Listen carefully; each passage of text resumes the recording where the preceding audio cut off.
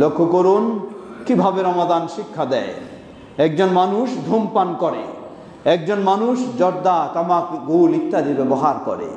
তাকে যদি বলা হয় 10 মিনিটও সে অপেক্ষা করতে পারে না, তার বিলম্ব সহ্য হয় না, কিছুক্ষণ পর পরে সে সিগারেট জ্বালায়। কিন্তু ওই ব্যক্তিটাই রমাদান মাস যখন শুরু হয় 10 মিনিট নয়, 10 থেকে 12 ঘন্টা পর্যন্ত তার সিগারেটের প্রয়োজন হয় না, গোল তামাকের, বিড়ি, জর্দার কিছুই প্রয়োজন হয় না। সবাই সে ধৈর্য ধরতে পারে। কিভাবে পারে? কি কারণে পারে? জবাব, তার ভিতরে একটি ভয় তৈরি হয় যে অন্য সময় খেয়েছি ঠিকই, কিন্তু রমাদান অবস্থায় তো, সিয়াম অবস্থায় তো এটা চলবে না। এমনকি যারা অধিকাংশ সময় সেই বিড়ি সিগারেট তারা বাথরুমে গিয়ে সেবন করে, কিন্তু রমাদান মাসেও তো পারত বাথরুমে গিয়ে আড়ালে নির্জনে বিড়ি সিগারেট খেতে, কিন্তু তাও তো করে না, কারণ ভিতরে ভয় রয়েছে। প্রকাশ্যেও আল্লাহ দেখেন, ওই টয়লেটের ভিতরেও আল্লাহ দেখবেন, এই ভয় তার ভিতরে তৈরি হয়। সেই ব্যক্তিকে বলবো, যেই আল্লাহর ভয়ে আপনি এই 10-12 ঘন্টা এই হারাম কাজটিকে আপনি বর্জন করলেন, আপনি যদি সত্যি আল্লাহকে আপনার জীবনে ভয় করেন, তাহলে আপনার পক্ষে গোটা জীবনেই এটিকে বর্জন করা সম্ভব হবে ইনশাআল্লাহ। আল্লাহ আমাদের সবাইকে সে তৌফিক দান করুন। এই বদ অভ্যাস, হারাম কাজগুলি যেন আমরা বর্জন করতে পারি। রমাজান থেকেই সেই প্রশিক্ষণ নেব। আপনি নিজেই প্রমাণ। যেই লোকটি 10-20 মিনিট অপেক্ষা করতে পারতেন না, আল্লাহকে যখন আপনি ভয় করেছেন, আপনার পক্ষেই 10-12 ঘন্টা অপেক্ষা করা সম্ভব হয়েছে। আপনি গোটা জীবনটাই আল্লাহকে ভয় করুন, ইনশাআল্লাহ গোটা জীবনটাই আপনি ওই হারাম থেকে বিরত থাকতে পারবেন। আল্লাহ আমাদের জন্য সহজ করে দিন। পর্দার আড়ালের মা বোনেরা, রমাদান মাস আসলে নিজে সংযমী হয়ে যান। সেই অর্ধ উলঙ্গ হয়ে বাইরে প্রদর্শন বর্জন করেন। রমাদান মাসেই কি আপনাকে শুধু পর্দার সাথে থাকতে হবে?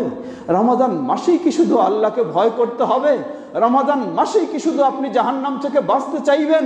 রমাদান চলে গেলে কি আপনি জাহান্নামের পথে উন্মুক্ত চলবেন? এমনটি তো কোনো মুসলিমের চিন্তা হতে পারে না, এমনটি তো কোনো মুসলিমের কাজ হতে পারে না। সুতরাং রমাদান থেকে শিক্ষা নিন হে মা, হে বোন, রমাদান থেকে শিক্ষা নিন, যেন আপনি আপনার জীবনটাকে জান্নাতে জীবন হিসেবে গড়ে তুলতে পারেন। রমাদানে যেমন সংযম হন, রমাদানে যেমন অর্ধ উলঙ্গ বা প্রদর্শনী সবকিছু বর্জন করেন, সব বর্জন করবেন গোটা জীবনের জন্যই।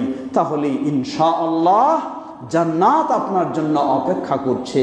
আল্লাহ রাব্বুল আলামিন বারবার স্মরণ করে দিয়েছেন বিভিন্নভাবে, যদি গোটা জীবনটাই রমাদানের এই শিক্ষাটা নিয়ে এটার উপরে আপনি অবিচল থাকতে পারেন মৃত্যু পর্যন্ত, আল্লাহ রাব্বুল আলামিন বলেন, ইন্নাল্লাযীনা ক্বালু রাব্বুনাল্লাহ সুম্মা ইসতাকামু তাতানাজ্জালু আলাইহিমুল মালায়েকা আল্লা তাখাফু ওয়া লা তাহজানু وَأَبْشِرُوا بِالْجَنَّةِ الَّتِي كُنْتُمْ تُوعَدُونَ إِنَّ الَّذِينَ قَالُوا رَبُّنَا اللَّهُ, যারা এই স্বীকৃতি দিয়েছে আমাদের রব আল্লাহ, আল্লাহর এই তাওহীদকে মেনে নিয়েছে, সুম্মা ইসতাকামু, গোটা জীবনটাই ওই আল্লাহর ভয়ের উপরে প্রতিষ্ঠিত থাকে, অবিচল থাকে, এভাবেই মৃত্যু মুহূর্তে পৌঁছে যায়। তাতানাজ্জালু আলাইহিমুল মালায়েকা, তাদের কাছে আল্লাহর বিশেষ ফেরেশতাগণ এসে যান মৃত্যু মুহূর্তে। এসে আল্লাহর ফেরেশতাগণ সুসংবাদ দেন, আল্লাহ তাখাফু, গোটা জীবন তুমি ন্যায়ের পথে ছিলে, গোটা জীবন তুমি আল্লাহকে ভয় করে চলেছ, গোটা জীবন তুমি তাওহীদের পথে ছিলে, গোটা জীবন তুমি হকের উপরে ছিলে, গোটা জীবন তুমি অন্যায় থেকে বিরত ছিলে। আল্লাহ তাখাফু, তোমার কোনো ভয়, তোমাদের কোনো ভয় নেই। ওয়ালা তাহজানু, তোমাদের কোনো দুশ্চিন্তার কারণ নেই। ওয়া আবশিরু বিল জান্নাহ, এই জীবদ্দশায় মৃত্যুর পূর্বেই তুমি জান্নাতের সুসংবাদ নিয়ে নাও, তোমার জন্য জান্নাত আল্লাহর অপেক্ষা করছে। সুবহানাল্লাহ। আমরা যেন রমাদানেই সেভাবেই নিজেদেরকে গড়ে তুলতে পারি, গোটা জীবনটা এইভাবে জান্নাতের পথে আমরা প্রস্তুত করে রাখতে পারি। দুনিয়া আপনার কতদিন, ক্ষমতা আপনার কতদিন, সম্পদ আপনার কতদিন, সব চোখের সামনে দেখছি, কত ক্ষমতা, কত পাওয়ার, আল্লাহু আকবার। আবার দেখা যায় নিজের বাড়ি ছেড়েও বিতাড়িত হতে হচ্ছে। সব মালিক তো হলেন একমাত্র আল্লাহ সুবহানাহু ওয়া তাআলা। সব কিছুর ক্ষমতা হলো একমাত্র আল্লাহ সুবহানাহু ওয়া তাআলা। তিনি আপনাকে সম্মান দিতে পারেন যদি তাকে আপনি ভয় করে চলেন। তিনি আপনাকে স্থান দিতে পারেন যদি আপনি তাকে সন্তুষ্ট করে চলেন। দুনিয়ার সম্পদ, দুনিয়ার ক্ষমতা তো কিছুই নয় জান্নাতের তুলনায়। ফিরে আসি, একটু অগ্রসর হওয়ার চেষ্টা করি সেই জান্নাতের পথে। কেউ সুখে কেউ দুঃখে, সবারই দুনিয়ার জীবন শেষ হয়ে যাচ্ছে, যেতে হচ্ছে ওই পারে। যখন আপনি দুনিয়ার জীবনটাকে একটু ভালোভাবে গড়তে পারবেন, নিশ্চয়ই আপনার জন্য অপেক্ষা করছে জান্নাত। দুনিয়ার জীবনে আপনি জান্নাতের সুসংবাদ নিয়ে জান্নাতের পথে অগ্রসর হবেন ইনশাআল্লাহ। আল্লাহ আমাদেরকে রমাদান সেভাবেই উপভোগ করে, রমাদানে যেন আমরা সেভাবেই নিজের জীবনটাকে ভবিষ্যতের জন্য গড়ে তুলতে পারি। আল্লাহ আমাদের সকলকে সে তৌফিক দান করুন। সমবেত মুসল্লিবৃন্দ, রমাদান মাস রাসূলুল্লাহ সাল্লাল্লাহু আলাইহি ওয়াসাল্লামের সুন্নাহ অনুযায়ী বেশি বেশি দান সদকা করার মাস। আমরা সবসময় করে থাকি, করব, এটাই স্বাভাবিক বিষয়। কিন্তু মনে রাখবেন, বারবার আমি স্মরণ করে দেই, দান সদকা আপনি কোথায় করবেন? অসহায় দরিদ্র ব্যক্তিদেরকে তো অবশ্যই করবেন, কিন্তু প্রাতিষ্ঠানিক দান সদকা করতে হলে কোনো মসজিদে বা কোনো মাদ্রাসায় আপনাকে অবশ্যই মনে রাখতে হবে এই মসজিদ ও মাদ্রাসা শিরক বিদআত মুক্ত কিনা। যদি মুক্ত না হয় তাহলে সেখানে কোনোভাবে সহযোগিতা করা আপনার জায়েজ নেই। আল্লাহ নিষেধ করেছেন, ওয়ালা তাআওয়ানু আলাল ইসমি ওয়াল উদওয়ান, গুনাহের কাজে, বিদ্বেষের কাজে তোমরা কখনো সহযোগিতা দিও না। আবার নির্দেশ দিয়েছেন, ওয়া তাআওয়ানু আলাল বিররি ওয়াত তাকওয়া, কল্যাণের কাজে, তাকওয়ার কাজে সেখানে সহযোগিতা দাও। সুতরাং যেই মসজিদ ও মাদ্রাসা দেখবেন সেটি তাওহীদ ও সুন্নাহর উপরে রয়েছে, আপনার কাছে যদি আসতে নাও পারে আপনি খুঁজে নিয়ে সেখানে সহযোগিতা দেবেন।